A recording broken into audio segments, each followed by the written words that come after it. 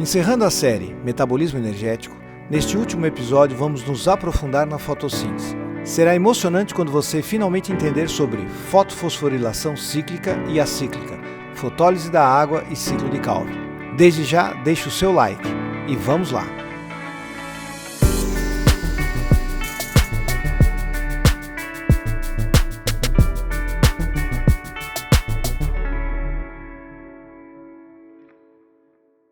Como vimos no vídeo anterior, a fotossíntese é dividida em duas etapas, em dois grupos de reações. As reações de claro, que dependem da luz, e as reações de escuro, que independem da luz. Podem ocorrer na presença ou ausência da luz. Reações de claro, também chamada de etapa fotoquímica. Nós vamos dividir em três grupos de reações. A fotofosforilação cíclica, fotofosforilação acíclica e a fotólise da água.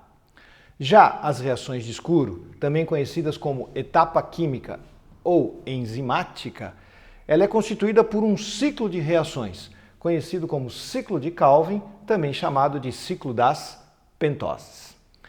Só para explicar um pouquinho essas expressões. Fosforilação é uma palavra que você já conhece. Quando estudamos respiração celular e falamos da cadeia respiratória, a cadeia respiratória também era chamada de fosforilação oxidativa.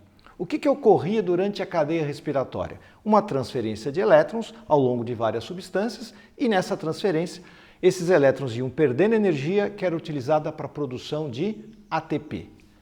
Fosforilar quer dizer produzir ATP. Neste caso, vai haver fosforilação, produção de ATP na presença de luz, fotofosforilação. E o processo é cíclico. No segundo grupo de reações, a mesma coisa. Produção de ATP, fosforilação, na presença de luz, fotofosforilação, só que será acíclico. O terceiro grupo de reações, fotólise da água.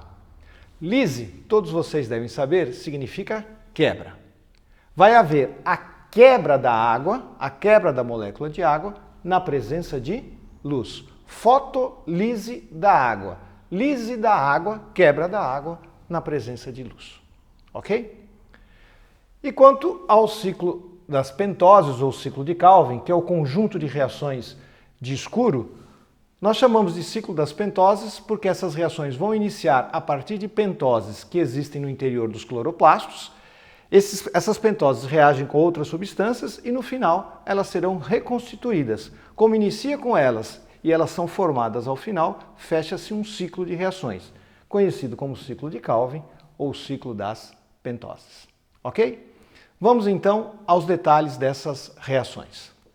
Vamos iniciar pela etapa fotoquímica e particularmente pela fotofosforilação cíclica. Veja o esquema. A luz incide sobre a planta, a luz excita as moléculas de clorofila. O que quer dizer isso? A molécula de clorofila excitada tem os seus elétrons mudando de orbitais. Eles saltam, eles afastam-se do núcleo e, portanto, absorvem energia. Na prática, eles não só mudam de orbital, como são capturados por outras substâncias, aqueles aceptores de elétrons. Neste exemplo, a ferridoxina. Da ferridoxina, esses elétrons serão transferidos por várias substâncias intermediárias, da ferridoxina para X, da X para Y, e conforme são transferidos por essas substâncias, gradativamente vão perdendo energia, vão descendo de orbital. E essa energia perdida vai sendo utilizada para a produção de ATP. Ao final, o elétron tem a mesma quantidade de energia que tinha inicialmente, retornando à molécula de clorofila. Então o processo é cíclico, o elétron sai da clorofila e retorna a ela. Depende da luz e eu tenho produção de ATP, fotofosforilação cíclica. Além da fotofosforilação cíclica, na maioria dos organismos vegetais nós teremos a fotofosforilação acíclica. Na fotofosforilação acíclica eu tenho a participação de mais de um tipo de clorofila. Só lembrando, os vegetais apresentam pelo menos a clorofila A e a clorofila B. Podem apresentar ainda outros tipos de clorofila. A luz incide sobre a planta e vai excitar as moléculas de clorofila. E, obviamente, excita a clorofila A, a clorofila B e quantos tipos de clorofila a planta tiver. Ao excitar as moléculas de clorofila, os elétrons mudam de orbital e terminam sendo capturados por aceptores intermediários. Isto ocorre com a clorofila B, cujo elétron é capturado pela plastoquinona, e simultaneamente com a clorofila A, cujo elétron é capturado pela ferridoxina. O que eu quero que você observe é o seguinte: o elétron que sai da clorofila B é capturado pela plastoquinona. E da plastoquinona, ele vai passar por uma série de substâncias intermediárias. Vai para a substância X, para a substância Y. E o último aceptor é a clorofila A. Neste caminho, os elétrons vão perdendo energia. Energia que é utilizada para a produção de ATP. O elétron, então, sai da clorofila B e termina na clorofila A, que já tinha perdido o seu elétron para a ferridoxina. O elétron que estava na ferridoxina, por sua vez, é transferido para o NADP, outro aceptor de elétrons, que se reduz à forma de NADP-. Então veja, o processo depende da luz e tem produção de ATP, fosforilação, fotofosforilação. Acíclico, porque o elétron que sai da clorofila B vai para a clorofila A e o da clorofila A está no NADP. E a última etapa das reações de Claro é a fotólise da água. Nessas reações, nós vamos ter a quebra da água na presença de luz. Então começamos aqui. Moléculas de água na presença de luz e clorofila, portanto, isto só ocorre no interior dos cloroplastos. Moléculas de água são quebradas em elétrons, íons H+, que são prótons, e oxigênio. O que acontece com o oxigênio? Todo o oxigênio produzido na fotossíntese termina sendo liberado, vai para a atmosfera. Todo o oxigênio produzido na fotossíntese vem da água, vem da quebra da molécula de água. Sobraram ainda elétrons e íons H+. Quem perdeu elétrons e não recebeu elétrons de volta? A clorofila B, cujo elétron foi para a plastoquinona e terminou na clorofila A. Portanto, estes elétrons restabelecem o equilíbrio eletrônico da clorofila B. E os íons H+? Quem precisa desses H+, é o NADP, que está reduzido. Estes H+ são fornecidos para o NADP, que fica então na forma de NADPH2. Qual o saldo de todo este processo? O que sobra de todo este processo? Nessas reações eu tive produção de ATP e eu tive produção de NADPH2. O saldo da fase de Claro são ATPs e NADPH2, que serão utilizados integralmente nas reações de escuro, na etapa química ou enzimática da fotossíntese. E a etapa final do processo corresponde a um conjunto de reações que nós chamamos de reações de escuro, resumidos na forma do ciclo de Calvin ou ciclo das pentoses. Como você observa no esquema, essas reações são cíclicas, porque elas iniciam a partir de pentoses que existem no interior dos cloroplastos, no estroma. E após um conjunto de reações, essas pentoses são restituídas. Inicialmente, essas pentoses são transformadas em 12 trioses. Pentoses são carboidratos que têm 5 carbonos. Se você fizer uma conta, 6 vezes 5, 30 carbonos. Enquanto trioses são carboidratos que têm apenas 3 carbonos. 12 vezes 3, 36. Ora, eu saí de 30 carbonos e cheguei em moléculas com 36 carbonos.